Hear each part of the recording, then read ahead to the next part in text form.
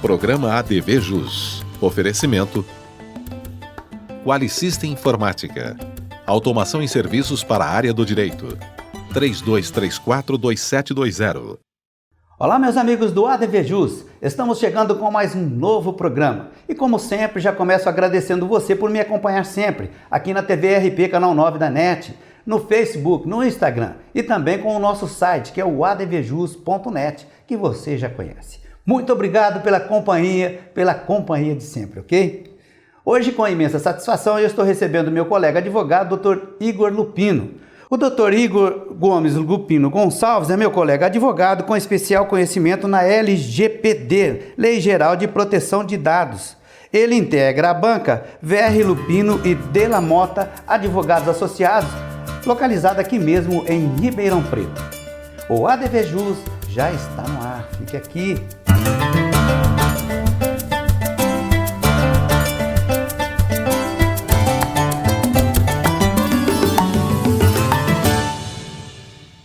Doutor Igor, muito obrigado por ter aceito o nosso convite e participar aqui do ADV Jus TV. Bom, eu que agradeço, é uma excelente oportunidade de trazer um pouco de luz para esse assunto que de agora até o fim do ano vai tomar todos os meios Está bastante aí no foco, né, doutor? Isso. E a LGPD, a Lei 13.853/19, está para entrar em vigor, né? Ela vai, se tudo correr bem, né, entrar em vigor em agosto agora de 2020. Existe uma tentativa aí circulando lá no Senado, né, para que seja prorrogado por mais tempo, né, por entenderem que ainda há muito a ser ajustado antes de se aplicar a lei de fato, né? Então, alguns estudiosos acham que deve, outros que não deve, porque quanto mais protelar, a gente, ainda mais brasileiro aqui, vai sempre deixar para a última hora mesmo ali. Então, é melhor que já inicie logo, que a gente já se adapte à legislação e, inclusive, a gente já passe para a sociedade, para empresas estrangeiras, inclusive, que temos sim uma lei que protege os dados. Isso favorece comércio, negócio, tudo. Muito importante, né, doutor? O senhor acha assim, em linhas gerais, né, agora até fora um pouco do script, o senhor acha que essa lei, como eu disse de uma forma geral, ela vem contemplar as necessidades que ela está se propondo, doutor? Sim, porque não que seja uma terra sem lei, porque a gente já existe legislação, né, o próprio Marco Civil da internet, mas é muito, como eu vou dizer, muito superficial ainda. Qualquer garantia, você não sabe quem tem dados seus, de que forma que eles estão usando, se estão comercializando, se você pode ter noção da proporção que tem, o poder que tem no caso, potencial econômico, os seus dados, que na verdade hoje é a nova moeda, né? São os dados. Importantíssimo.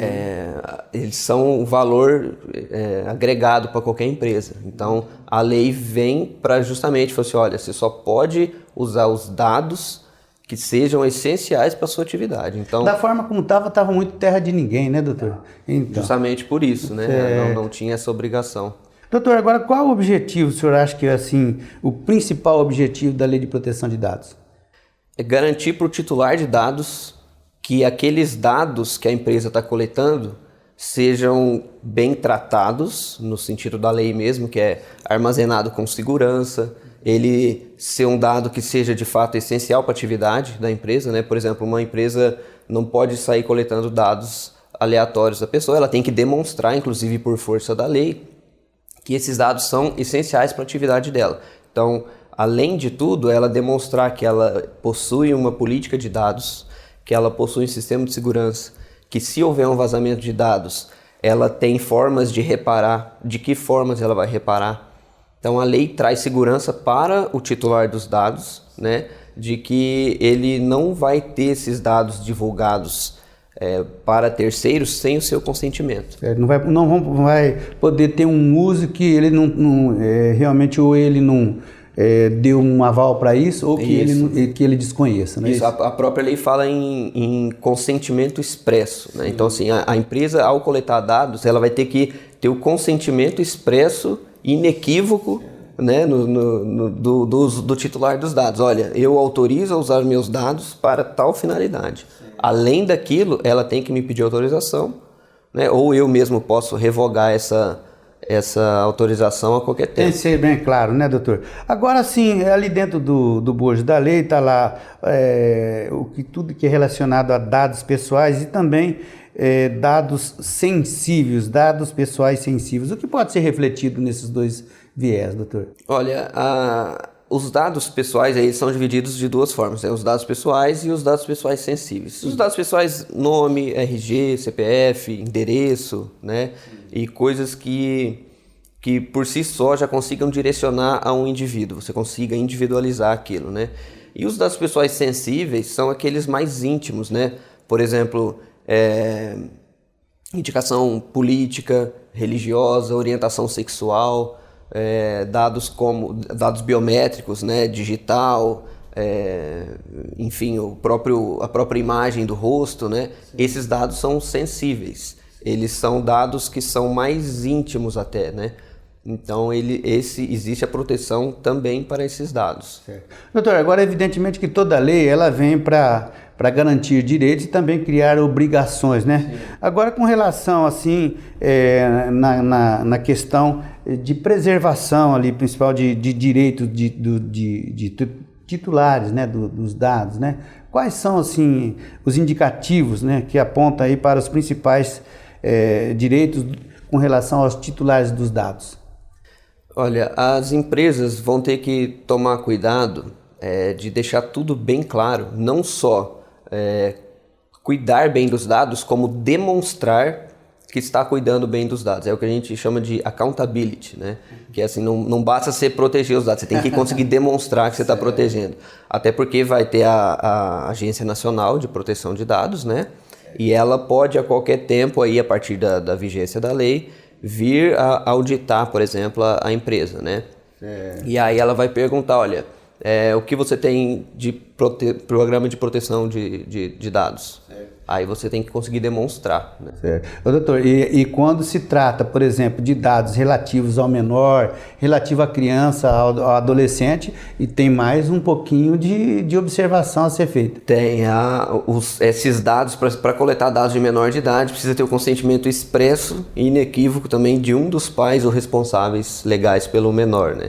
E esses dados de menor, eles não podem ser compartilhados com terceiros também, ainda que seja mais complicado, né, a questão. Inclusive tem bastante implicação, né, na questão quando trata o menor, né, inclusive a proibição, né, da participação em jogos e aplicações de jogos na internet, não pode ser inclusive condicionada ao fornecimento de informações pessoais, além daquelas como o senhor já mesmo frisou. Tem que ser bem específico nesse caso também. Sim, porque a autorização que o titular dos dados dá, ela não pode ser genérica, autorização para uso, né? Então, quando a empresa vai coletar os dados, não pode ser uma autorização genérica. A lei fala ainda em expressa e inequívoca, já para bater nesse ponto de que não pode ser usado para finalidade diferente daquela para a qual ele foi coletado, né?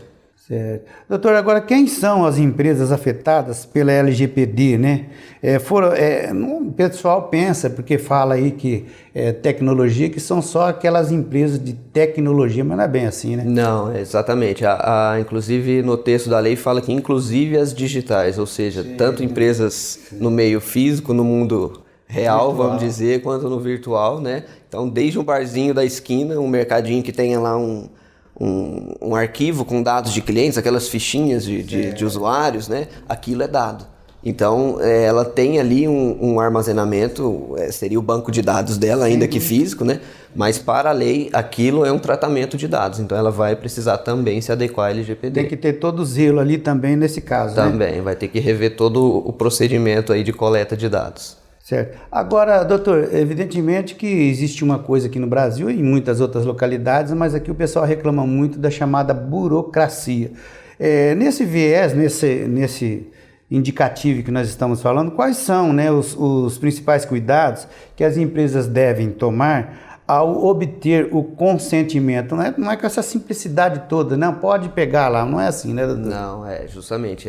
A empresa vai ter que primeiro fazer um mapeamento né, desses dados que ela coleta, fazer um compliance mesmo, né, assim, fazer esse mapeamento de risco, né, de onde na empresa passam determinados dados, quais cuidados vão ter que ter na hora de pedir autorização para o usuário, para o titular. Sim.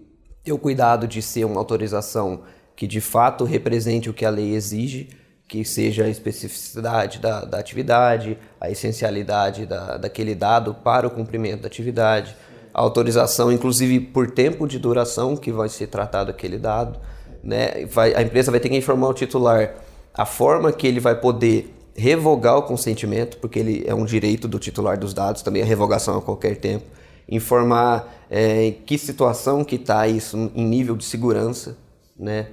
Também como a questão de vazamentos, que política que a empresa adotará caso haja um vazamento de dados. Então ela tem que conseguir demonstrar isso, como eu disse antes, não basta a empresa seguir a lei, ela vai ter que conseguir demonstrar que ela toma o maior zelo possível. Certo. Né? Doutor, agora é interessante, porque a gente vê assim, autorização expressa. Nós que somos aí da prática advocatícia, nós sabemos que uma autorização expressa quer dizer por escrito, né? Agora a gente vê também, e isso eu gostaria que o senhor esclarecesse, algumas empresas, quando você vai celebrar lá, dar o seu consentimento, está lá assim, ó, clique aqui, você dá aquele clique lá, autorizando que, evidentemente, aqueles dados seus vão ser disponibilizados. Essa permissão também vai ser válida? Vai. Inclusive, hoje se diz que a grande maioria dos contratos são eletrônicos, então ou se faz assinatura ou consentimento com tokens, com materiais mais avançados na questão de aceite, né? Que aí é criptografado, vai todo um registro, um timestamp ali, né? Mas esse tique naquela caixinha, aceito e concordo com os termos de política de privacidade, vai ser suficiente. Ele é suficiente, mas existem doutrinadores da área já que falam que quando for um uso mais incisivo, ou que, por exemplo, no caso de tratamento internacional de dados, além de um checkboxzinho ali, vai ter que ter um outro destacado do principal, que é para realmente demonstrar, olha, eu realmente tenho ciência que meus dados podem ser tratados internacionalmente, por exemplo. Isso seria uma medida securatória extra? Isso, né? Na verdade a LGPD vem aí para mostrar assim, que não existe excesso de zelo, tudo vai ter que ter uma redundância ali, né? Para justamente garantir que se cumpra fielmente a lei. Tá certo. Legal, intervalinho, voltamos já. Aguarde, por favor. Qualisystem Informática. Oferecemos o melhor para você em serviços de tecnologia. Apresentamos o Legali Web, perfeito para qualquer tipo de advocacia. Também o Quali Saúde, controle total em gestão de planos de saúde. E disponibilizamos sistemas e integração, suporte técnico e muito mais. Qualisystem Informática, 20 anos de experiência. Consulte-nos.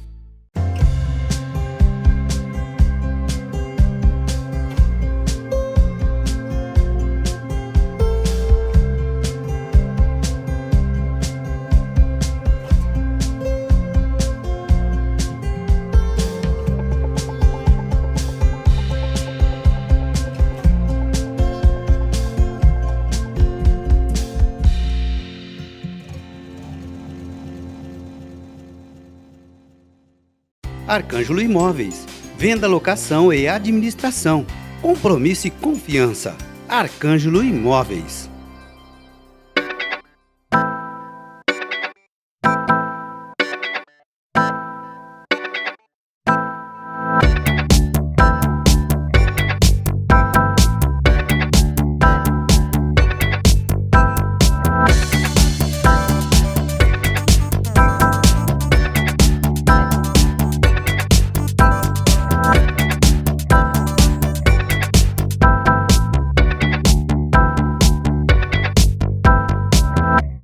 Segundo Congresso de Direito Imobiliário Condominial de Ribeirão Preto.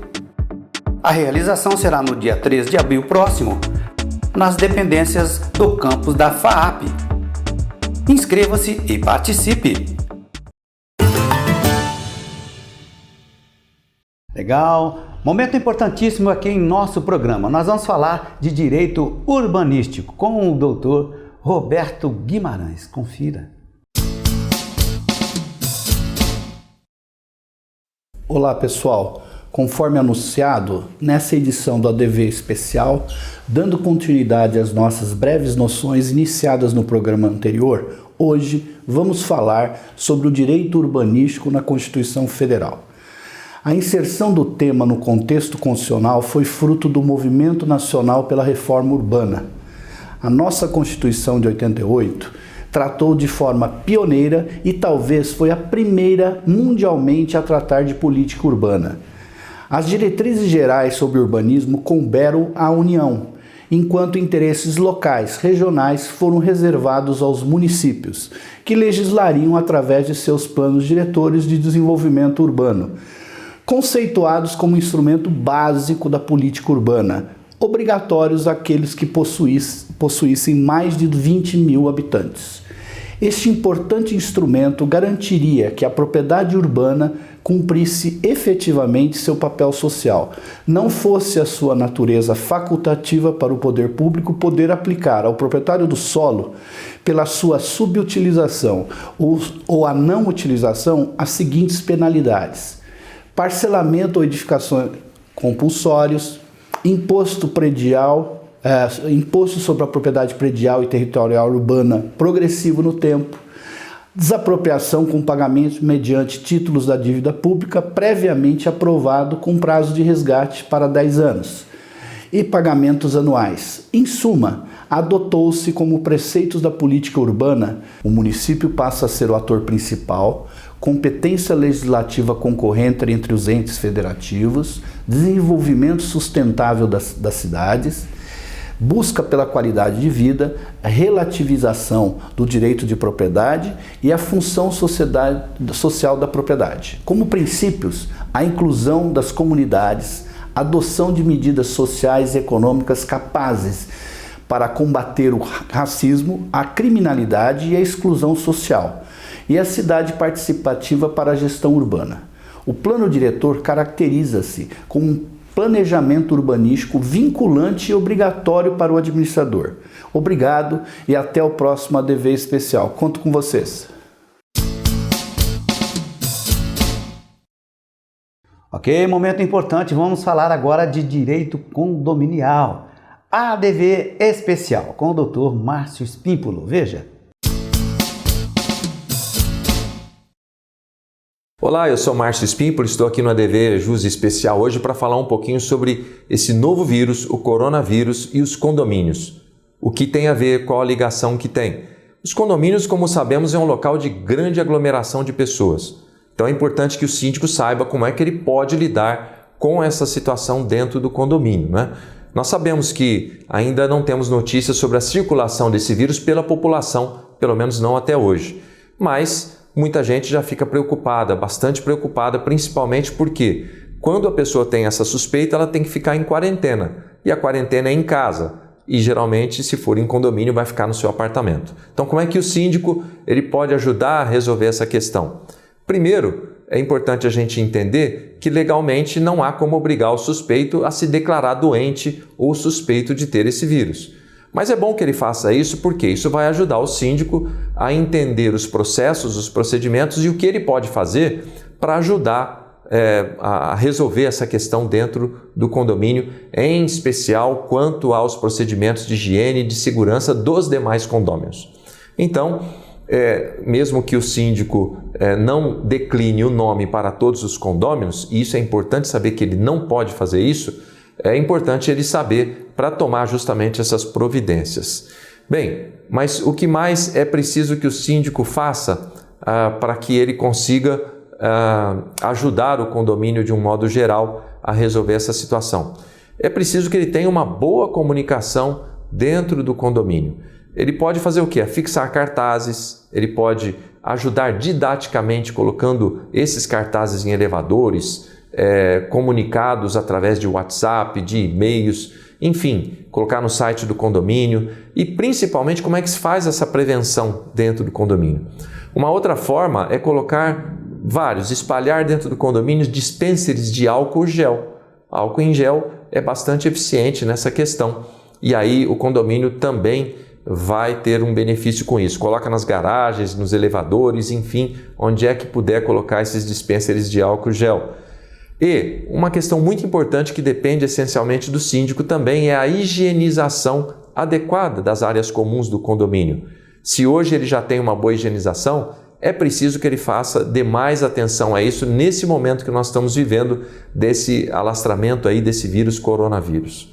Então, essas são algumas dicas que nós viemos trazer para vocês. É importante entender que o síndico não pode proibir ainda a frequência de locais dentro do condomínio como salão de festas, academia, brinquedoteca, porque essa ainda não é uma epidemia declarada no Brasil, embora seja já em outros países. Então, esses são alguns lembretes que nós queríamos dar para vocês, lembretes legais dessa área do direito condominial, em especial nessa fase que estamos vivendo do coronavírus. Voltamos em breve com novos assuntos especiais para vocês, inéditos, aqui na DVJUS Especial, no quadro Direito Condominial. Até lá! Vamos falar agora no ADV Especial de Direito Notarial e Registral, com o Wendel Salomão. Confira! Olá, meus amigos do ADVJUS. Hoje vou falar sobre possibilidades do divórcio extrajudicial existindo filhos menores ou incapazes do casal. A população já sabe da possibilidade de inventários de separações extrajudiciais que são feitas via cartórios desde 2007 na promulgação da Lei 11.441. No entanto, ainda há espaço para se discutir sobre um ponto específico: a impossibilidade de haver divórcio extrajudicial ou possibilidade, mesmo se o casal possuir filhos menores ou incapazes. Na leitura crítica do artigo 1124-A do Código de Processo Civil, o intérprete dificilmente se questionará se é possível o divórcio em cartório de pais que possuam filhos incapazes. É o que o dispositivo em questão é claro e direto. A separação consensual e o divórcio consensual, não havendo filhos menores ou incapazes do casal e observados os requisitos legais quanto aos prazos, poderão ser realizados por escritura pública, da qual constarão as disposições relativas à descrição e à partilha dos bens comuns e à pensão alimentícia e ainda ao acordo quanto à retomada pelo cônjuge do seu nome de solteiro ou a manutenção do nome adotado quando se deu o casamento. Então, pelo texto legal, é impossível que pais com filhos menores ou incapazes se divorciem perante um cartório, um tabelião. Mas calma, que não é bem assim. Se é certo que toda pessoa tem a liberdade para se atrelar afetivamente a outra, também não há dúvida de que toda pessoa tem o direito de desatrelar-se quando quiser. Por isso, a Emenda Constitucional número 66 tornou o divórcio o mais simples possível e o objetivo do legislador atrelado às normas da corregedoria, ele vai adiante. É preciso ter em mente o seguinte: o objetivo da norma, à hora analisada, é tão somente proteger interesses e direitos indisponíveis, como são os menores incapazes, os quais, como se sabe, não podem ser tratados fora do âmbito judicial. Desse modo, é possível a realização da escritura de divórcio em cartório, ainda que os interessados sejam pais de menores ou incapazes, mas, claro, não poderá jamais tratar de qualquer assunto relacionado aos filhos. Deverá o notário lavrar a escritura pública de divórcio somente constando a quebra do laço matrimonial e outros assuntos que digam respeito aos divorciandos, como alimentos recíprocos e uso do nome de casado, por exemplo. As demais questões de interesse do menor ou incapaz deverão ser resolvidas perante o judiciário por meio de ações específicas e provadas ao tabelião. Aos poucos, os estados brasileiros vêm alterando suas normas correcionais para melhor esclarecimento e alerta desta possibilidade para os cartórios continuarem a contribuir com o desafogamento do judiciário, como foi feito recentemente no estado de Goiás. Meus amigos, por hoje é só, nos vemos em breve. Um grande abraço! Ok, chegamos naquele momento do programa que eu sempre digo, gosto muito, confira aí o momento divino. Vinho Gaspari Vale da Pedra Sirac 2018. É um vinho tinto de cor vermelho rubi. O olfato com aromas de frutas vermelhas, especiarias e café. Seu paladar é agradável, de corpo médio, com acidez viva e taninos macios. Uva Sirac, produzido por Vinícola Gaspari, Espírito Santo do Pinhal. Harmonização carnes vermelhas e queijos. Uma delícia! Experimentem! Tchim, tchim! Legal, finalzinho do ADV Jus TV de hoje, que recebeu meu colega advogado, doutor Igor Lupino, a quem eu agradeço mais uma vez, doutor. Muito obrigado.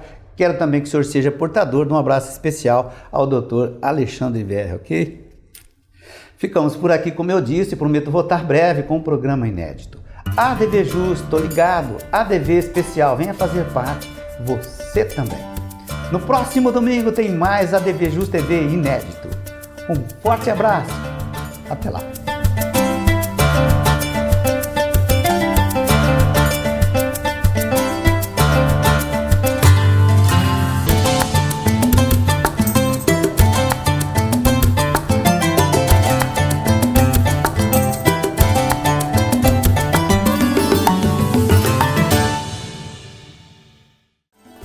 Programa ADV Jus. Oferecimento Qualisystem Informática.